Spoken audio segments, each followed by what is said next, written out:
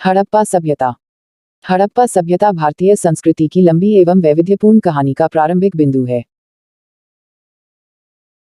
वर्षों पहले तक यह माना जाता रहा कि हमारी संस्कृति की शुरुआत वैदिक युग से होती है, परंतु 1921 ईस्वी में दयाराम साहनी द्वारा सिंधु सभ्यता की खोज ने इस बात को झुठला दिया और हमारी सभ्यता एवं संस्कृति को 1000 वर्ष अधिक प्राचीन होने का गौरव प्रदान किया।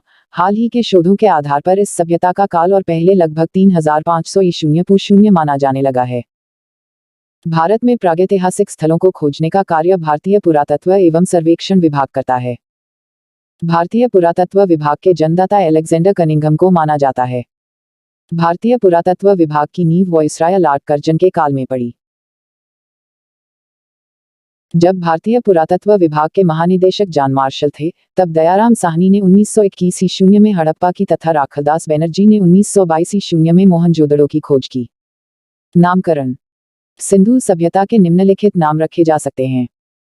1. हड़प्पा सभ्यता। इस सभ्यता का सबसे उपयुक्त नाम हड़प्पा सभ्यता है, क्योंकि सबसे पहले हड़प्पा स्थल ही खोजा गया था। 2. सिंधु सभ्यता। हड़प्पा सभ्यता के प्रारंभिक स्थल सिंधु नदी के आसपास अधिक केंद्रित हुए, अतः इसे सिंधु सभ्यता कहा गया, परंतु बाद में अन्य क्षेत्रों से भी स्थलों की खोज होने से अब इसका सर्वाधिक उपयुक्त नाम यह नहीं रह गया। 3. सिंधु सरस्वती सभ्यता। सन 1947 ईस्वी के भारत के विभाजन के समय तक इस सभ्यता से जुड़ी केवल 40 बस्तियों का ही पता चल पाया था, परंतु अब लगभग 1400 बस्तियों का पता चल चुका है, जिसमें केवल 40 बस्तियां ही सिंधु और उसकी सहायक नदियों के क्षेत्र में पाई गई है, जबकि 1100 बस्तियों लगभग 80% सिंधु तथा गंगा के बीच के मैदान में स्थित है, जहां कभी सरस्वती नदी बहती थी। अब यह सरस्वती नदी लुप्त हो गई है। इससे स्पष्ट है कि हड़प्पा सभ्यता का मुख्य क्षेत्र सिंधु घाटी नहीं बल्कि सरस्वती तथा उसकी सहायक नदियों का क्षेत्र था, जो सिंधु तथा गंगा के बीच में स्थित था। इसलिए कुछ विद्वान इसे सिंधु सरस्वती सभ्यता कहते हैं और कुछ तो केवल सरस्वती सभ्यता ही कहना पसंद करते हैं। 4. कांस्य युगीन सभ्यता। सिंधुवासियों ने पहली बार तांबे में टिन मिलाकर कांसा तैयार किया, अतः इसे कांस्य युगीन सभ्यता कहा जाता है। 5. प्रथम नगरीय क्रांति। सिंधु सभ्यता को प्रथम नगरीय क्रांति भी कहा जाता है, क्योंकि भारत में पहली बार नगरों का उदय इसी सभ्यता के समय हुआ। कालक्रम या काल निर्धारण। सिंधु सभ्यता का कालक्रम निर्धारित करना एक जटिल कार्य है। इसकी लिपि का उद्वाचन न हो पाना इसे जटिलतर बना देता है। प्रारंभ में इसका काल निर्धारण प्रमुख रूप से मेसोपोटामिया में और किश स्थलों पर प्राप्त हड़प्पाई मुद्राओं के आधार पर किया गया। अनेक विद्वानों ने इस सभ्यता के निम्न कालक्रम सुझाए हैं। 1-3500 ईस्वी पूर्व से 1300 ईस्वी पूर्व। यह कालक्रम रेडियो कार्बन विधि के आधार पर निर्धारित किया गया है। इसके 3 चरण निम्नलिखित हैं। पूर्व हड़प्पाई चरण लगभग 3500 ईस्वी पूर्व से 2600 ईस्वी पूर्व। परिपक्व हड़प्पाई चरण लगभग 2600 ईस्वी पूर्व से 1900 ईस्वी पूर्व। उत्तर हड़प्पाई चरण लगभग 1900 ईस्वी पूर्व से 1300 ईस्वी पूर्व। लगभग 1900 ईस्वी पूर्व के बाद हड़प्पाई सभ्यता की एकरूपता कमजोर हो गई और प्रादेशिक रूपांतर उत्पन्न होने लगा। सिंधु सभ्यता का यह कालक्रम सर्वाधिक मान्य है। कार्बन डेटिंग से 50,000 वर्ष तक के जीवाश्मों की आयु आसानी से ज्ञात की जा सकती है। इससे पुरानी वस्तुओं की आयु ज्ञात करने के लिए यथा पृथ्वी की यूरेनियम डेटिंग का प्रयोग होता है। 2-2500 ईस्वी पूर्व से 1500 ईस्वी पूर्व। यह कालक्रम सर मार्टिमर व्हीलर द्वारा निर्धारित किया गया है।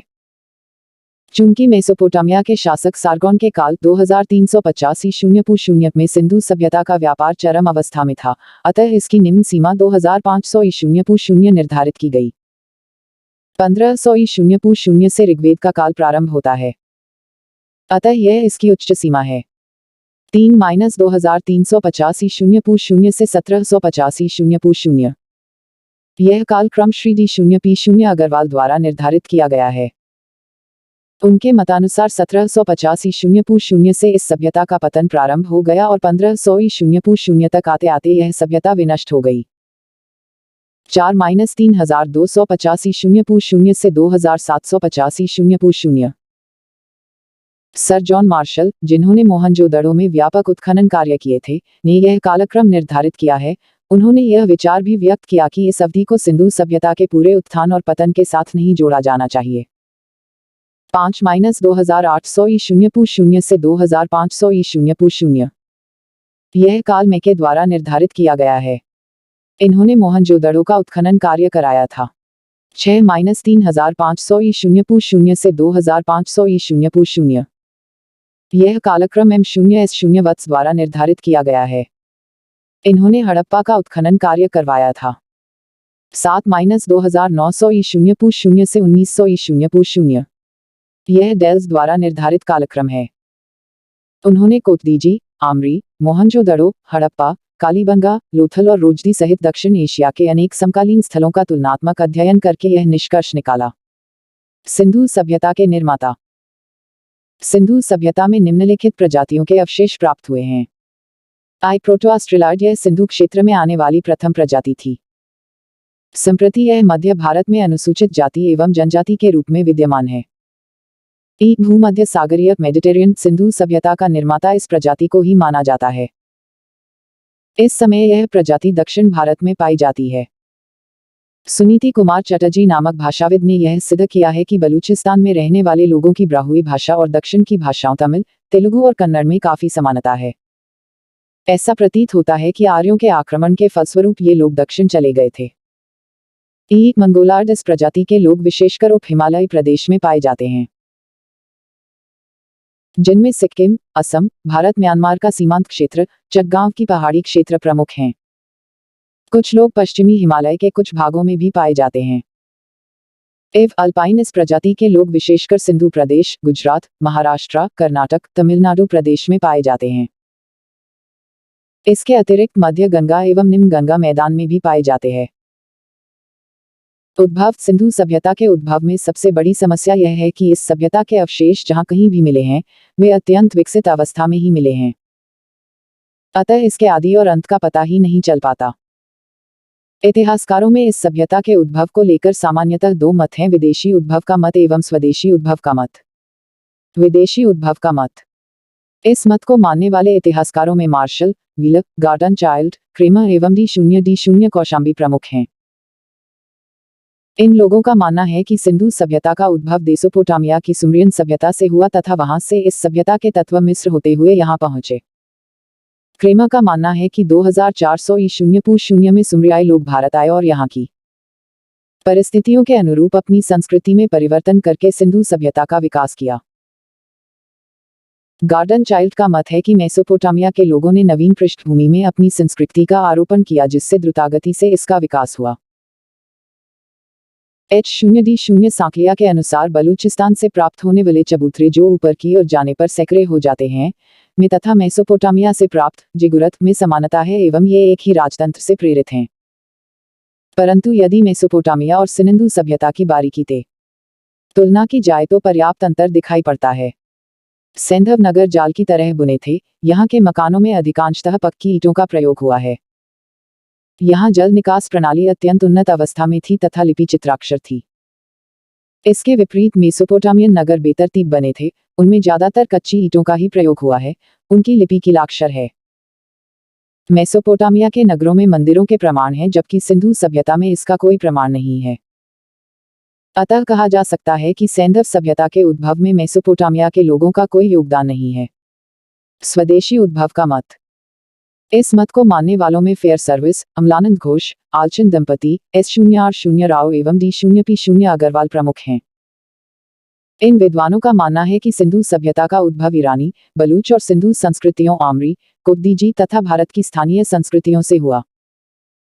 फेयर सर्विस के अनुसार बलूचिस्तान की नाल, कुल्ली, रानापुंडई तथा सिंध की आमरी, कोतदीजी के प्राको हड़प्पन ग्रामीण संस्कृतियों से इस सभ्यता का उदय हुआ। प्रसिद्ध इतिहासकार अमलानंद घोष ने अपने शोधों से यह सिद्ध कर दिया कि राजस्थान के बीकानेर में स्थित सोची संस्कृति से ही इस सभ्यता का उद्भव हुआ है। उन्हें सुरडा से सिंधु संस्कृति और सोची संस्कृति के अवशेष साथ साथ मिले हैं। इसी तरह कालीबंगा से मिले पूर्व सिंधु संस्कृति के अवशेष सोथी से मिले अवशेषों के समान पाए गए। प्रसिद्ध इतिहासकार आल्विन और D0P0 अग्रवाल ने लिखा है कि सोधी संस्कृति कोई अलग संस्कृति नहीं थी, बल्कि सिंधु सभ्यता का ही प्रारंभिक रूप थी। सिंधु संस्कृति और सोधी संस्कृति दोनों के मृदभांडों पर एक ही समान पीपल के पत्तों का चित्रण है। उनके मृदभांडों पर रस्सी के निशानों में भी समानता है। दोनों जगह छल्लेदार घोड़े वाले बर्तन प्राप्त हुए हैं। अतः कहा जा सकता है कि सोधी संस्कृति से ही सिंधु सभ्यता का उदय हुआ। संप्रति यही मत विद्वानों में भी मान्य है। विस्तार। हड़प्पा सभ्यता का उदय ताम्र पाषाणिक पृष्ठभूमि में भारतीय उपमहाद्वीप के पश्चिमोत्तर भाग में हुआ। इस परिपक्व हड़प्पा संस्कृति का केंद्र स्थल पंजाब और सिंधु में मुख्यतः सिंधु घाटी में पड़ता है। यहीं से इसका विस्तार दक्षिण और पूरब की ओर हुआ। सन 1947 ईस्वी में भारत के विभाजन के समय तक इस सभ्यता से जुड़ी केवल 40 बस्तियों का ही पता चल पाया था। पिछले 50 वर्षों में किए गए अनुसंधान कार्यों ने इस स्थिति को पूरी तरह बदल दिया। अब इस संस्कृति के भिन्न भिन्न चरणों से लगभग 1400 बस्तियों की खोज की जा चुकी है। इनमें 925 बस्तियां भारत में और 475 बस्तियां पाकिस्तान में हैं। इसमें भी केवल 40 बस्तियां ही सिंधु और उसकी सहायक नदियों के क्षेत्र में पाई गई है, जबकि 1100 बस्तियां लगभग 80% सिंधु तथा गंगा के बीच के मैदान में स्थित हैं, जहां कभी सरस्वती नदी बहती थी, जो आजकल लुप्त हो गई है, तथा लगभग 250 बस्तियां भारत में सरस्वती नदी प्रणाली क्षेत्र से परे पाई गई हैं, जिनमें से कुछ गुजरात में और थोड़ी सी महाराष्ट्र में है। वर्तमान 3 देशों अफगानिस्तान, पाकिस्तान और भारत में इसका विस्तार मिलता है। हालांकि पूरे अफगानिस्तान में इसका प्रसार नहीं था, परंतु 2 महत्वपूर्ण स्थलों मुंडीगाक और शुर्तुगुई में इस सभ्यता के प्रमाण मिले हैं। पाकिस्तान में मुख्यतः 3 क्षेत्रों दक्षिण बलूचिस्तान, सिंधु और पंजाब प्रांत में इस सभ्यता के प्रमाण मिले हैं। दक्षिण बलूचिस्तान में इसके प्रमुख स्थल सुतकागिंडोर, सुतकाकोह, डाबरकोट और बालाकोट थे। सिंध प्रांत में मोहनजोदड़ो, चन्हुदड़ो, जुर्जोदड़ो, आमरी, कोदीजी और अलीमुराद प्रमुख स्थल थे। पंजाब प्रांत में सबसे महत्वपूर्ण स्थल हड़प्पा था। इसके अतिरिक्त डेरा इस्माइल खान, जलीलपुर, रहमान डेरी, गुमला और चकपुरवाने अन्य स्थल थे। भारत में जम्मू प्रांत में मांडा, पंजाब में रोपड़, कोटलनिहन खान, चक-86 बाड़ा, संघोल और डेरमसरा, हरियाणा में बनवाली, मिताथल, सिसवाल, बखावली, राखीगढ़ी और बालू, उत्तरी राजस्थान में इसके 2 दर्जन पुरास्थल मिले हैं, जिसमें गंगानगर जिले में स्थित कालीबंगा सबसे महत्वपूर्ण है। वस्तुतः राजस्थान के समस्त सिंधु सभ्यता स्थल आधुनिक गंगानगर जिले में ही स्थित है। पश्चिमी उत्तर प्रदेश में मेरठ जिले में हंडन नदी के तट पर आलमगीरपुर स्थित है, जबकि सहारनपुर जिले में बड़ा गांव तथा हुलास प्रमुख स्थल हैं। गुजरात के क्षेत्र को 2 भागों कच्छ की खाड़ी और खंभात की खाड़ी में बांटा जा सकता है। कच्छ की खाड़ी में 3 प्रमुख स्थल है, देशलपुर, सुरकोटता तथा धौलावीरा। खंभात की खाड़ी के स्थलों में लोयल, रंगपुर, रोजदी, प्रभास पाटन, भगतराव, नागेश्वर, कुंतासी, मेघम, शिकारपुर प्रमुख हैं। हाल ही में महाराष्ट्र में अहमदनगर जिले में गोदावरी तट पर दैमाबाद से कुछ ठीकरे मिले हैं, जिन पर सिंधु लिपि के अवशेष प्राप्त हुए हैं। यहीं से कौसे का एक रथ प्राप्त हुआ है, जिसे लग्न पुरुष चला रहा है। इसे हड़प्पा सभ्यता के काल से ही जोड़ा जाता है। अतः अब इतिहासकारों का एक बड़ा वर्ग दैमाबाद को ही इस सभ्यता का सबसे दक्षिणी स्थल मानने लगा है। इस प्रकार सिंधु सभ्यता का फैलाव उत्तर में जम्मू से लेकर दक्षिण में गोदावरी के मुहाने तक और पश्चिम में बलूचिस्तान के मकरान समुद्र तट से लेकर उत्तर पूर्व में मेरठ तक था। यह समूचा क्षेत्र त्रिभुज के आकार का है। इसका पूरा क्षेत्रफल लगभग 12,99,600 वर्ग की 0 मीटर 0 है। इस सभ्यता का कुल भौगोलिक क्षेत्र मिस्र की सभ्यता के क्षेत्र से 20 गुना और मिस्र तथा मेसोपोटामिया के कुल सम्मिलित क्षेत्र से 12 गुना बड़ा है। यह क्षेत्र पाकिस्तान से तो बड़ा है ही, ईसा पूर्व 3री और 2री सहस्राब्दी में संसार भर में किसी भी संस्कृति का क्षेत्र हड़प्पा संस्कृति के क्षेत्र से बड़ा नहीं था। स्वतंत्रता के बाद हुई खुदाई में सबसे अधिक स्थल गुजरात प्रांत से मिले हैं। अतः अब कुल स्थलों की संख्या 1500 तक पहुंच गई है, जबकि क्षेत्रफल बढ़कर 20 लाख वर्ग की 0 मीटर 0 हो गया है। हड़प्पा संस्कृति के स्थलों में सबसे उत्तरी स्थल जम्मू में चिनाब नदी के तट पर अखनूर के निकट मांडा है, जबकि सबसे दक्षिणी स्थल मांडा से 1400 किलोमीटर 0 दूर गोदावरी के तट पर दैमाबाद है। इसका सबसे पश्चिमी स्थल दाश्क नदी के किनारे स्थित सुतकागिंडोर है एवं सबसे पूर्वी स्थल इससे 1600 किलोमीटर 0 दूर मेरठ में हंडन नदी के किनारे आलमगीरपुर है। इस सिंधु संस्कृति में 1300 किलोमीटर 0 समुद्र तट था। उत्तर में मांडा, पश्चिम में सुतकागिंडोर, पूर्व में आलमगीरपुर, दक्षिण में दैमाबाद। हड़प्पाकालीन नगरों को 3 कालों प्राक हड़प्पा, हड़प्पा और हड़प्पोत्तर में बांटा जाता। कुछ नगरों में तीनों कालों के लक्षण प्राप्त होते हैं।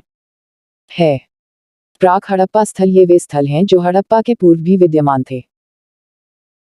इन स्थलों में दक्षिणी अफगानिस्तान में स्थित मुंडीगाक एवं देह मोरासी घुंडाई, पाकिस्तान के बलूचिस्तान प्रांत में स्थित नाल, किली गुल मोहम्मद तिम्बसदात डैम, सडाट पेरियानो पुंडई, पेरियानो घुंडाई, अंजीरा स्याहदम, साया डैम, नूंद्रा नंदरा कुल्ली में मीही पीराक दम, पिरक डैम तथा मेहरगढ़ प्रमुख थे। इसके अतिरिक्त सिंध प्रांत में आमरी, कोपदीजी तथा पाकिस्तान के पंजाब प्रांत में हड़प्पा, सरायखोला एवं जलीलपुर उल्लेखनीय पुरास्थल हैं। भारत में उत्तरी राजस्थान में स्थित कालीबंगा तथा हरियाणा में राखीगढ़ी एवं बनवाली से प्राक सैंधव पुरावशेष प्राप्त हुए हैं।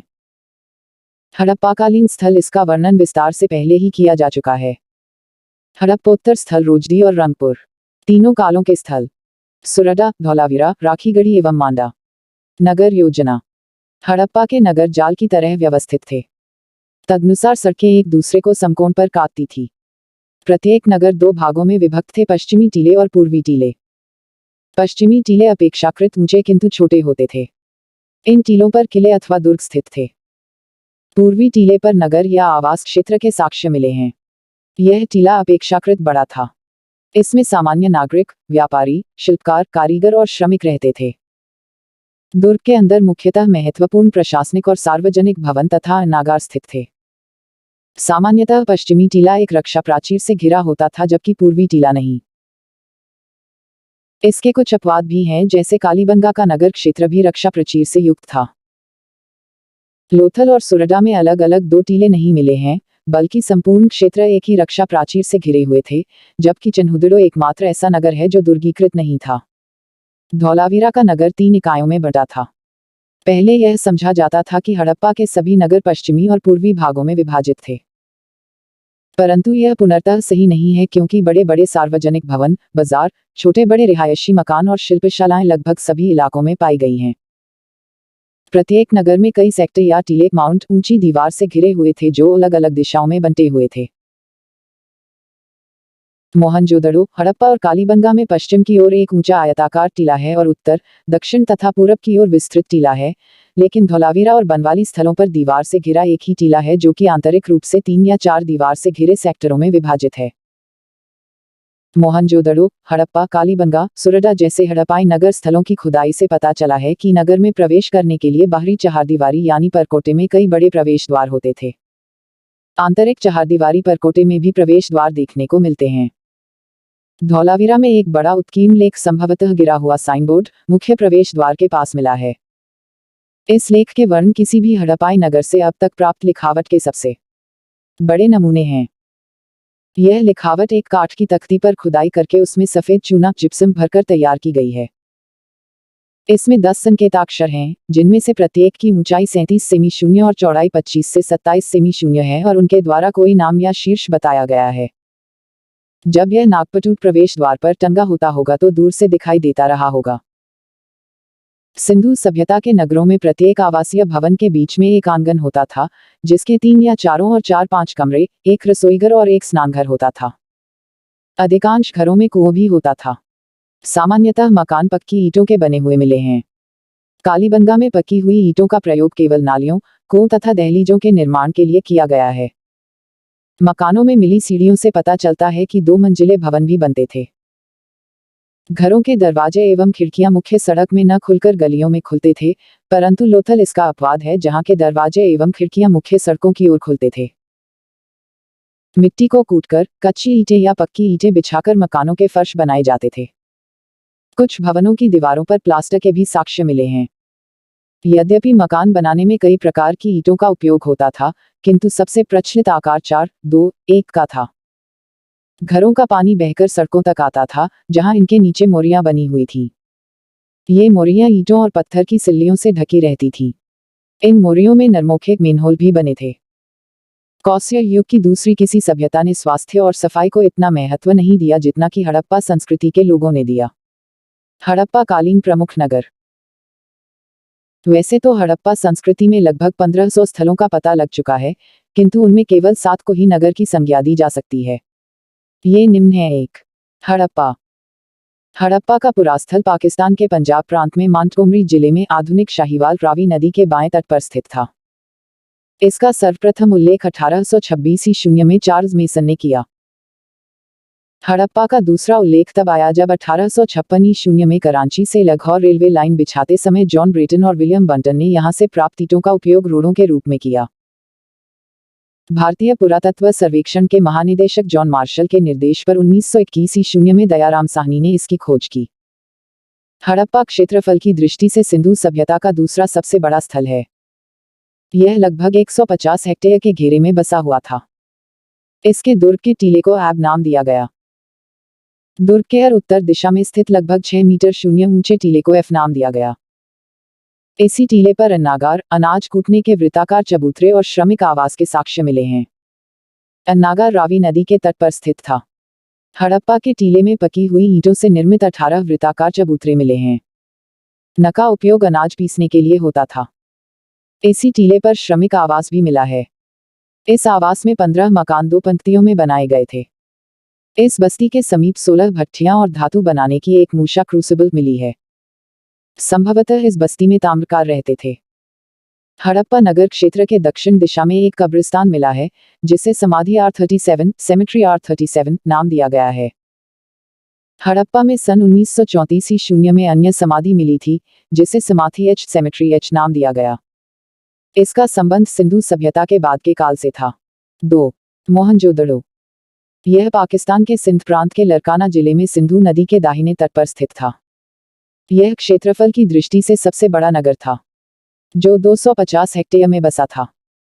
इसकी जनसंख्या सर्वाधिक थी। मोहनजोदड़ो का अर्थ है प्रेतों का टीला। इसे सिंधु का बाग भी कहा जाता है। मोहनजोदड़ो की खोज 1922 ईस्वी में राखलदास बैनर्जी ने की। मोहनजोदड़ो के दुर्ग टीले को स्तूप टीला भी कहते हैं, क्योंकि इस टीले पर कुषाण काल का एक स्तूप बना है। दुर्ग के टीले पर ही स्नानागार, अन्नागार, सभा भवन एवं पुरोहित आवास बने हुए थे। स्नानागार मोहनजोदड़ो का सबसे महत्वपूर्ण सार्वजनिक स्थल विशाल स्नानागार है। इसका जलाशय दुर्ग के टीले में है। यह 11.88 मीटर शून्य लंबा, 7.01 मीटर शून्य चौड़ा और 2.43 मीटर शून्य गहरा है। दोनों सिरों पर तल तक सीढ़ियां बनी हुई है। स्नानागार का फर्श पकी ईंटों का बना है। पास के कमरे में बड़ा सा कुआं है, इससे पानी निकालकर हौज में डाला जाता था। स्नानागार के दक्षिण पश्चिम से गंदा पानी निकालने के लिए नाली बनाई गई थी। इस विशाल स्नानागार का उपयोग सार्वजनिक रूप से धर्मानुष्ठान संबंधी स्नान के लिए होता था। मार्शल ने विशाल स्नानागार को तत्कालीन विश्व का आश्चर्यजनक निर्माण बताया है। अन्नागार व्हीलर के अनुसार मोहनजोदड़ो की सबसे बड़ी इमारत अन्नागार या अन्न कोठार है। यह 45.71 मीटर शून्य लंबा और 15.23 मीटर शून्य चौड़ा है। सभा भवन दुर्ग के दक्षिण में 27 मीटर शून्य के आकार का वर्गाकार भवन प्राप्त हुआ है। इसे सभा भवन की संज्ञा दी गई है। पुरोहित आवास स्नानागार के उत्तर पूर्व में 70.123.77 मीटर शून्य के आकार का विशाल भवन मिला है। इसे पुरोहित आवास कहा गया है। मोहनजोदड़ो के पूर्वी टीले को HR, VS तथा D के क्षेत्रों में बांटा गया था। इसमें HR क्षेत्र अत्यंत प्रसिद्ध है। HR क्षेत्र से कौसे की नर्तकी की मूर्ति विशेष उल्लेखनीय है। मोहनजोदड़ो में कुल 21 मानव कंकाल प्राप्त हुए हैं, परंतु यहाँ किसी कब्रिस्तान का उल्लेख नहीं है। हड़प्पा तथा मोहनजोदड़ी एक दूसरे से 482 किलोमीटर शून्य दूर सिंधु नदी द्वारा जुड़े थे। पिगट महोदय ने इन नगरों को सिंधु सभ्यता की जुड़वां राजधानियां कहा है। 3. चन्हुदड़ो। यह सिंधु नदी के बाएं तट पर स्थित था। इसकी खोज 1931 में N0G0 मजूमदार ने की। चन्हुदड़ो में सिंधु संस्कृति के बाद झुकर संस्कृति तथा झांग संस्कृति विकसित हुई। मैके ने यहाँ से मिनके बनाने का कारखाना खोजा है।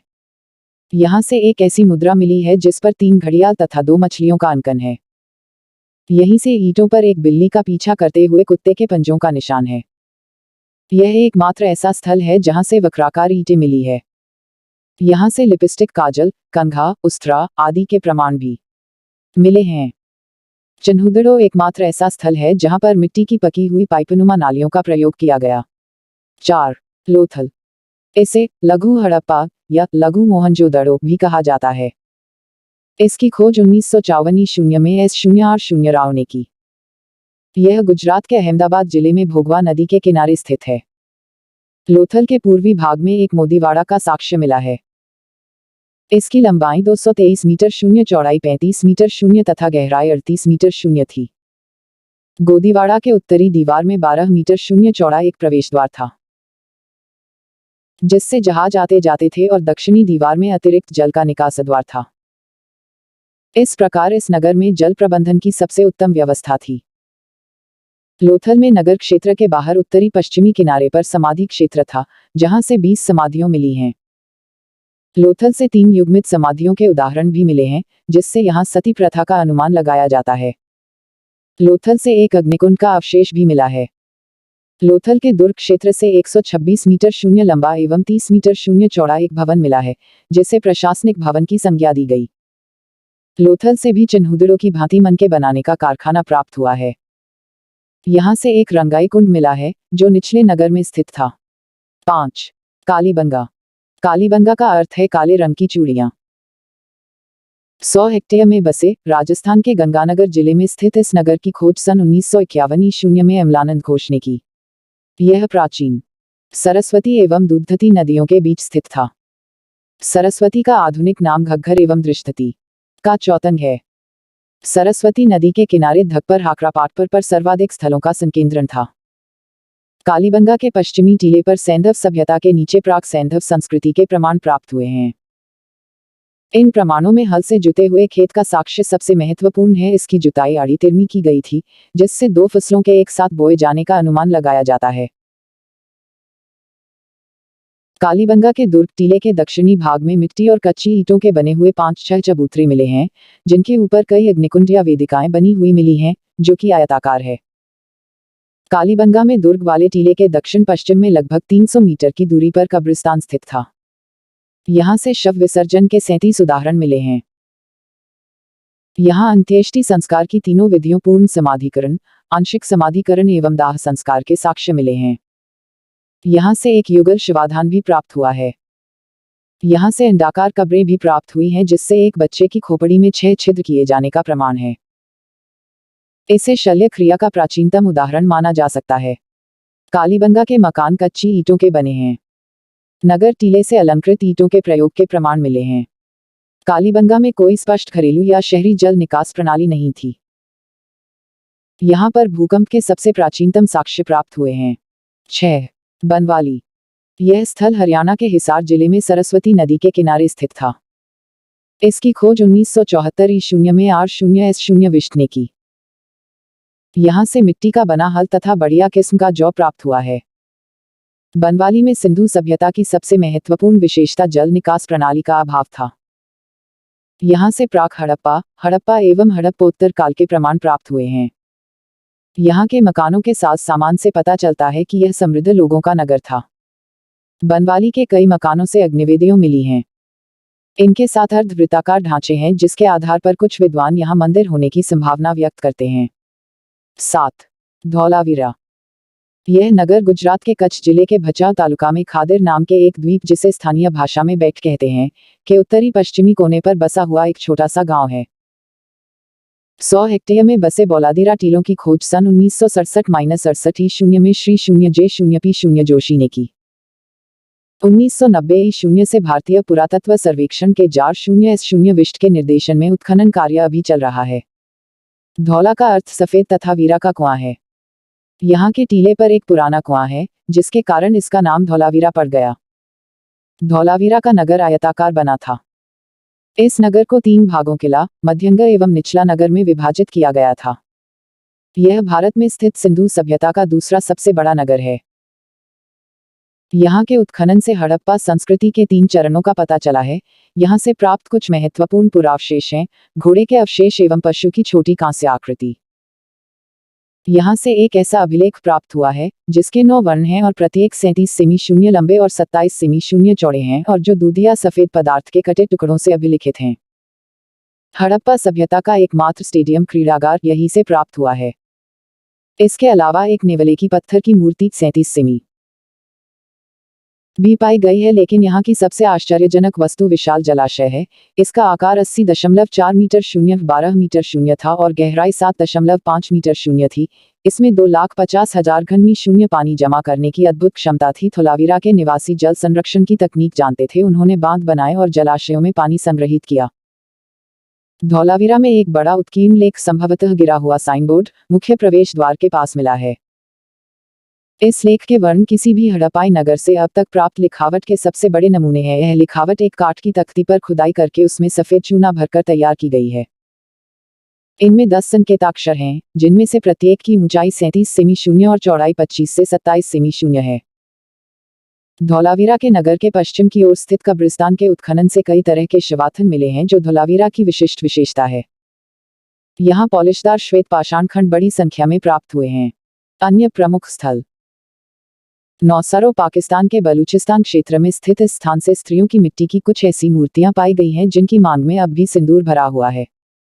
आज भी सिंदूर को हिंदू स्त्रियों के सुहाग का प्रतीक माना जाता है। सुतकागिंडोर दक्षिणी बलूचिस्तान में दाश्त नदी के तट पर स्थित इस नगर की खोज 1927 ईस्वी में हरलस्टाइन ने की थी। यह एक बंदरगाह नगर था। सुतकाको दक्षिणी बलूचिस्तान में शादीकोर नदी के तट पर स्थित है। इस स्थल की खोज 1962 ईस्वी में जॉर्ज डैल्स ने की। डाबरकोट दक्षिणी बलूचिस्तान में स्थित इस स्थल की खोज ऑरेलस्टाइन ने 1928 ईस्वी में की। बालाकोट बलूचिस्तान के दक्षिण में स्थित इस स्थल का उत्खनन जॉर्ज एफ शून्य डेल्स ने 1963-76 ईस्वी के दौरान किया था। यह बंदरगाह नगर था। यहाँ का सीप उद्योग प्रसिद्ध था। कोतदीजी सिंधु नदी के बाएं तट पर स्थित इस स्थल का खोज पुराविद धुर्वे ने 1935 ईस्वी में की। यहाँ से प्राक हड़प्पा के प्रमाण मिले हैं। आमरीत सिंधु नदी के दाएं तट पर स्थित इस स्थल की खोज 1929 में N0G0 मजूमदार ने की थी। यह पहला ऐसा स्थल था जहां से सबसे पहले प्राक हड़प्पा कालीन अवशेष मिले हैं। यहां से बारहसिन्हा के प्रमाण प्राप्त हुए हैं। रोपड़ भारत के पंजाब प्रांत में सतलज नदी के बाएं तट पर स्थित इस स्थल का उत्खनन स्वतंत्रता प्राप्ति के बाद सर्वप्रथम 1953-56 ईस्वी के बीच भगीरथ शर्मा ने कराया। इसका आधुनिक नाम रूपनगर है। यहाँ के एक कब्रिस्तान से मनुष्य के साथ पालतू कुत्ते के दफनाए जाने का प्रमाण मिला है। बाड़ा रोपड़ जिले में स्थित इस स्थल की खोज 1956 ईस्वी में यज्ञदत्त शर्मा द्वारा की गई। संघोल लुधियाना जिले में स्थित इस स्थल की खोज 1968 ईस्वी में S0S0 तलवार तथा R0S0 विष्ट द्वारा की गई। मिताथल हरियाणा के भिवानी जिले में स्थित इस स्थल की खोज 1968 ईस्वी में सूरजभान ने की। राखीगढ़ी हरियाणा के जींद जिले में घग्गर नदी पर स्थित इस स्थल की खोज 1969 ईस्वी में सूरजभान ने की। कुनाल हिसार जिले में सरस्वती नदी के किनारे स्थित इस स्थल की खोज 1974 ईस्वी में J0P0 जोशी और R0S0 विष्ट ने की। रंगपुर अहमदाबाद जिले में भादर नदी पर स्थित इस स्थल की खोज 1954 ईस्वी में S0R0 राव ने की। सुरडा गुजरात के कच्छ जिले में स्थित इस स्थल की खोज 1964 ईस्वी में J0P0 जोशी ने की। यहाँ दुर्ग और नगर क्षेत्र एक ही रक्षा प्राचीर से घिरे थे। यहाँ से घोड़े के अस्थि पंज प्राप्त हुए हैं।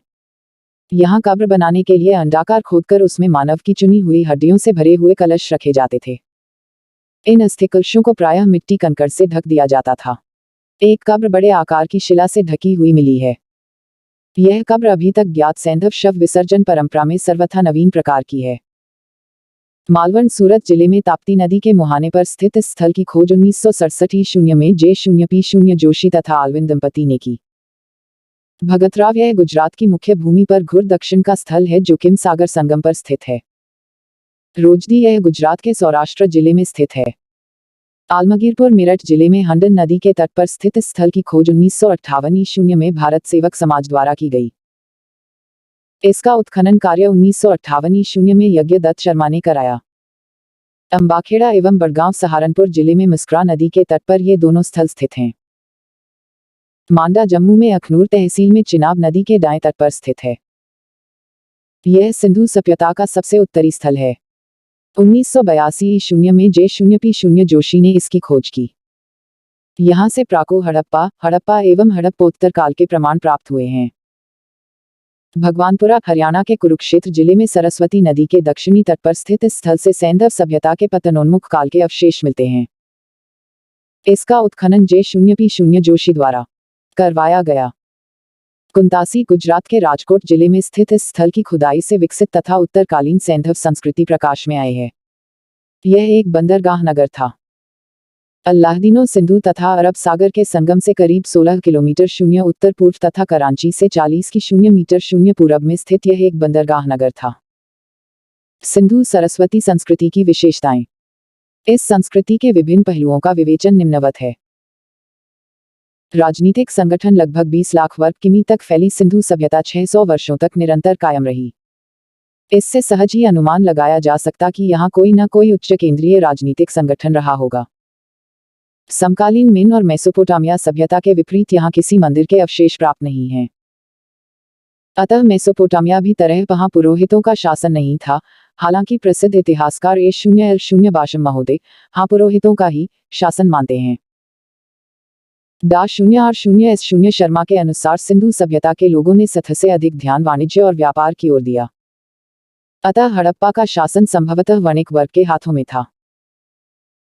यह भी संभव है कि संपूर्ण क्षेत्र कई स्वतंत्र राज्यों रजवाड़ों में बंटा हुआ था और उनमें से प्रत्येक की एक अलग राजधानी थी, जैसे सिंधु में मोहनजोदड़ो, पंजाब में हड़प्पा, राजस्थान में कालीबंगा और गुजरात में लोथल। इस संदर्भ में उल्लेखनीय है कि E0 प्रथम सहस्राब्दी में यद्यपि संपूर्ण उत्तर भारत में पुरातत्वीय संस्कृति लगभग एक समान थी, फिर भी संपूर्ण क्षेत्र 16 स्वतंत्र महाजनपदों में विभाजित था, जिनकी अपनी अपनी राजधानियां थीं। कुछ अन्य इतिहासकार जैसे हंटर के अनुसार यहाँ की शासन व्यवस्था जनतांत्रिक पद्धति से चलती थी। मैके के अनुसार हड़प्पा सभ्यता में जनप्रतिनिधि का शासन था। स्टुअर्ट पिगट ने इस सभ्यता की जुड़वां राजधानियां हड़प्पा और मोहनजोदड़ो के होने का अनुमान लगाया है। सामाजिक संगठन। सैंधव समाज 3 वर्गों में विभाजित था। पहला, विशिष्ट वर्ग, जो नगर दुर्ग से जुड़ा था। दूसरा, खुशहाल मध्यम वर्ग और तीसरा, अपेक्षाकृत कुछ कमजोर वर्ग, जो नगर के निचले हिस्से में रहता था।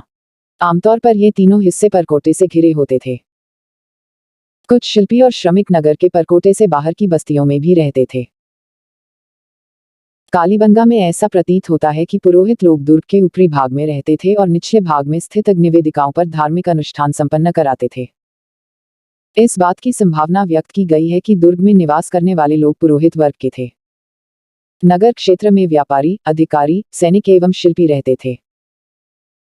अन्य वर्गों में कृषक, कुंभकार, बढ़ई, नाविक, सोनार, मनके एवं मोहरे बनाने वाले शिल्पी, जुलाहे तथा श्रमिक प्रमुख थे। हड़प्पा और मोहनजोदड़ो के कतिपय मकानों की रूपरेखा के आधार पर विद्वानों ने यह अनुमान लगाया है कि इस सभ्यता में दास प्रथा का भी प्रचलन था। स्त्रियों की दशा सबसे अधिक नारी मृष्णमूर्तियों मिलने के कारण सैंधव समाज मातृ प्रधान माना जाता है, परंतु लोथल से 3 युगल शिवाधान एवं कालीबंगा से 1 युगल शिवाधान मिलने से विद्वानों ने यहाँ सती प्रथा के प्रचलन का अनुमान लगाया है। सिंधु घाटी के निवासी खाने पीने, वस्त्र एवं आभूषण के शौकीन थे। संभवतः वे शाकाहारी एवं मांसाहारी दोनों थे। आभूषण सोने, चांदी और माणिक्य के बनाए जाते थे। हाथी दांत तथा शंख का उपयोग अलंकरण तथा चूड़ियों बनाने के लिए किया जाता था।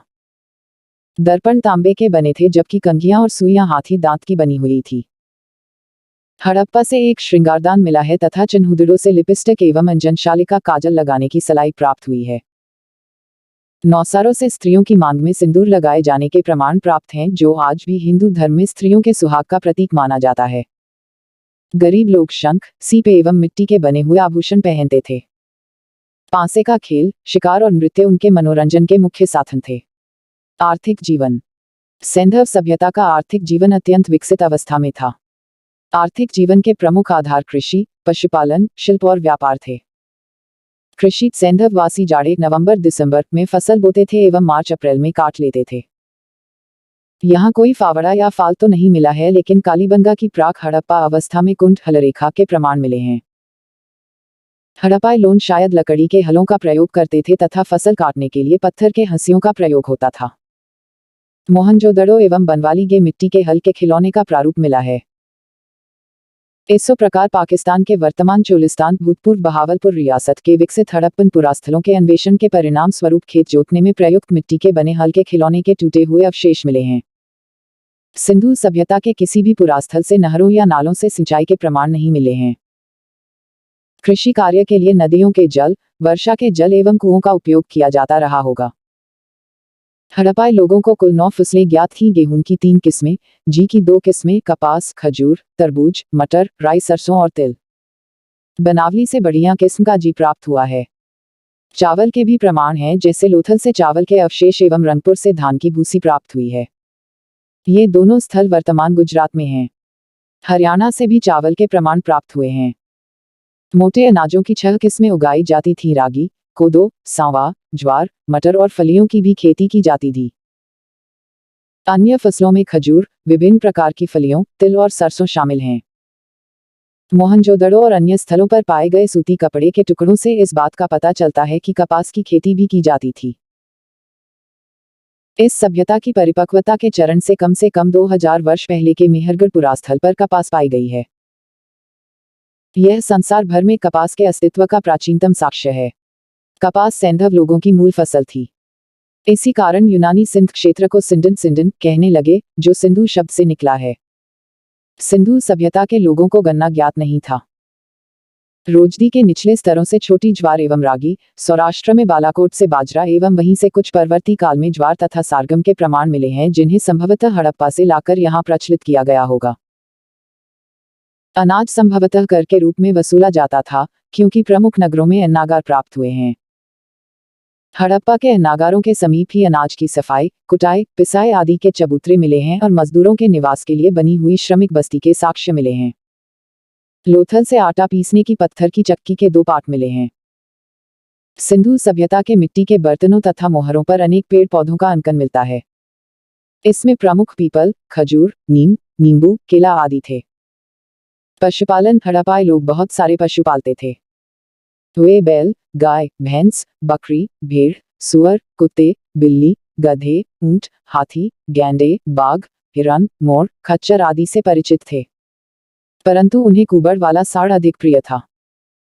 सामान्यतः हड़प्पा संस्कृति में घोड़े के अस्तित्व को स्वीकार नहीं किया जाता है, परंतु गुजरात के सुरडा से घोड़े के अस्थिपंज, बलूचिस्तान के रानापुंडई से घोड़े के दांत, मोहनजोदड़ो की एक ऊपरी सतह से घोड़े के अस्तित्व का संकेत था। घोड़े की हड्डियां लोथल, सुरडा, कालीबंगा आदि स्थलों से प्राप्त हुई हैं। ऊंट की हड्डियां भी अनेक पुरास्थलों से बड़ी संख्या में पाई गई हैं, लेकिन किसी मुद्रा पर ऊंट का चित्र नहीं मिला है। लोथल और नौसारी से घोड़े की मिट्टी की आकृतियां पाई गई हैं, लेकिन घोड़े का अंकन किसी मुद्रा पर नहीं मिला है। गाय के प्रमाण यद्यपि मिले हैं, परंतु आश्चर्यजनक तथ्य यह है कि इस महत्वपूर्ण पशु का अंकन मृन्मूर्तियों, मृद्भांडों आदि पर नहीं हुआ है। शिल्प एवं उद्योग। धन्य हड़प्पा सभ्यता का सबसे प्रमुख उद्योग वस्त्र उद्योग था। सूत की कताई और सूती वस्त्रों की बुनाई के ढांचे अत्यंत विकसित थे। मोहनजोदड़ो से मजीठ रंग से लाल रंग में रंगे हुए लाल कपड़े के अवशेष चांदी के बर्तन में पाए गए हैं। मोहनजोदड़ो से तांबे के 2 उपकरणों में लिपटा हुआ सूती कपड़ा एवं सूती धागे भी प्राप्त हुए हैं। कालीबंगा से प्राप्त मिट्टी के बर्तन के एक टुकड़े पर सूती वस्त्र की छाप मिली है और यहीं से सूती वस्त्र में लिपटा हुआ एक उस्तरा भी मिला है। लोथल से प्राप्त मुद्रांकों, सीलिंग्स पर सूती वस्त्रों की छाप मिली है। आलमगीरपुर से प्राप्त मिट्टी की एक नांद पर बुने हुए वस्त्र के निशान मिले हैं। कताई बुनाई में प्रयुक्त मिट्टी कांचली मिट्टी और शंख आदि के बने हुए 2 एवं 3 छेद वाले तकुए सैंधव बस्तियों के प्रायः अधिकांश घरों से मिले हैं। मोहनजोदड़ो से प्राप्त पुरोहित की प्रस्तर मूर्ति तिपतिया अलंकरण युक्त शाल उड़े हुए है। इससे स्पष्ट है कि वस्त्रों पर कढ़ाई भी होती थी। मेसोपोटामिया को निर्यात की जाने वाली वस्तुओं में सूती वस्त्र संभवतः प्रमुख व्यापारिक सामग्री थी। हड़प्पा संस्कृति कांस्य युग की है, अतः वे कौसे के निर्माण और प्रयोग से भली भांति परिचित थे। तांबा, खेतड़ी राजस्थान की खानों तथा बलूचिस्तान से मंगाया जाता था। टिन अफगानिस्तान से आता था। हड़प्पाई स्थलों से जो कांसे के औजार मिले हैं, उसमें टिन की मात्रा कम है, क्योंकि टिन बाहर से मंगाया जाता था। अतः कहा जा सकता है कि हड़प्पा समाज के शिल्पियों में कसेरों के समुदाय का महत्वपूर्ण स्थान था। हड़प्पा सभ्यता से प्राप्त विशाल इमारतों से स्पष्ट है कि स्थापत्य राजगिरी महत्वपूर्ण शिल्प था। हड़प्पाई लोग नाव बनाने का कार्य भी करते थे। वे मिट्टी की पुतलियां भी बनाते थे। मिट्टी के बर्तन बनाने का शिल्प अत्यंत विकसित था। ईंटों के भट्ठों के भी प्रमाण हैं, जो शहर के बाहर स्थित होते थे। सिंधु सभ्यता के नगरों के ध्वंसावशेषों के उत्खनन से प्राप्त सोने चांदी के आभूषणों, तांबे एवं टिन के बने बर्तनों, उपकरणों तथा औजारों से ज्ञात होता है कि सिंधु सभ्यता के लोग धातु की बंध ढलाई और मधुच्छिष्ट लॉस्ट वैक्स ढलाई की तकनीक से भली भांति परिचित थे। आभूषणों के निर्माण में स्वर्णकार दक्ष थे। शंख, सीप एवं हाथी दांत से विविध प्रकार की वस्तुएं बनाई जाती थी। चिन्हुदड़ो तथा लोथल से मन के बनाने के कारखाने प्राप्त हुए हैं। हड़प्पाई लोगों के मृत भांडों की खास विशेषताएं थी भांडों का चिकना और चमकीला होना। इस सभ्यता में कुम्हार के चाक का खूब प्रचलन था। सैंधव लोगों को फुट 37.6 सेमी और क्यूबिट 51.8 सेमी 0 से 53.6 सेमी 0 की जानकारी थी। घनाकार चकमक के बाट निचले स्तर पर द्विभाजन प्रणाली बाइनरी सिस्टम में है और ऊपर के स्तर पर दशमलव प्रणाली में। सर्वेक्षण के लिए एक सीपी का यंत्र प्रयुक्त होता था, जो लोथल और मोहनजोदड़ो दोनों जगह मिला है। चक्राकार और सामान्य आरियों तया सूक्ष्म नलिकाकार बर्मे भी मिले हैं। हड़प्पाई लोग कई तरह के औजार और हथियार भी बनाते थे, जैसे कुल्हाड़ी, आरी, छुरा और बर्छा। ये उपकरण सरल कोटि के हैं क्योंकि भालों में मध्य शलाका नहीं है जो उनकी मजबूती बढ़ा सके। युद्ध संबंधी उपकरण सिंधु सभ्यता का मूल आधार कृषि तथा व्यापार था। मार्शल आदि पुराविदों का मत है कि ये लोग युद्ध विमुख शांतप्रिय लोग थे। हड़प्पा की खुदाइयों से स्पष्ट है कि वे लोग आक्रामक भले ही न रहे हों, परंतु अपनी सुरक्षा के प्रति पर्याप्त सजग थे। उन्होंने अपने नगरों को विशाल रक्षा प्राचीरों से सुरक्षित किया था। खुदाई में प्राप्त कई उपकरण इस तरह के हैं जिनका युद्ध, शिकार या बड़ीगिरी में से किसी भी कार्य के लिए प्रयोग किया जा सकता था। ऐसी सामग्री बहुत कम प्राप्त हुई है जिसे निश्चय पूर्वक अस्त्र शस्त्र की श्रेणी में रखा जा सके। कौसे की अपेक्षा तांबे के उपकरण अधिक संख्या में प्राप्त हुए हैं। संभावित अस्त्र शस्त्रों में तांबे एवं कांसे के भाले, चाकू, वाणाग्र तथा कुल्हाड़ियां पाई गई हैं। कुछ पत्थर और तांबे के गदा सिर तथा मिट्टी की गोलियां मिली हैं। लेखयुक्त ताम्र उपकरण मोहनजोदड़ो की अपेक्षा हड़प्पा से अधिक पाए गए हैं। व्यापार और वाणिज्य। सिंधु सभ्यता के लोगों के जीवन में व्यापार और वाणिज्य का बड़ा महत्व था। इसकी पुष्टि हड़प्पा, मोहनजोदड़ो और लोथल से प्राप्त अन्य कोठारों, बड़े भूभाग में ढेर सारी मिट्टी की मोहरों, एक रूप लिपि और मानकीकृत मापतोलों के अस्तित्व से हो है। हड़प्पा और मोहनजोदड़ो से प्राप्त मृतभांडों पर और कुछ मुद्राओं पर जहाजों तथा नौकाओं के चित्र पाए गए हैं। एक जलयान या नौक का मिट्टी का एक मॉडल लोथल से मिला है। हड़प्पा संस्कृति के बाटों की सबसे प्रमुख विशेषता उनका घनाकार और 16 के गुणकों में प्रयुक्त होना था। हड़प्पाई लोग सिंधु सभ्यता क्षेत्र के भीतर पत्थर, धातु, हड्डी आदि का व्यापार करते थे। धातु के सिक्कों का प्रचलन नहीं था। सारा आदान प्रदान विनिमय द्वारा होता था। अपने तैयार माल और अनाज को नाव और बैलगाड़ियों पर लादकर पड़ोस के इलाके में ले जाते और उन वस्तुओं के बदले धातुएं ले आते थे। वे अरब सागर के तट पर जहाजरानी करते थे। वे पहियों से परिचित थे, पहिए ठोस होते,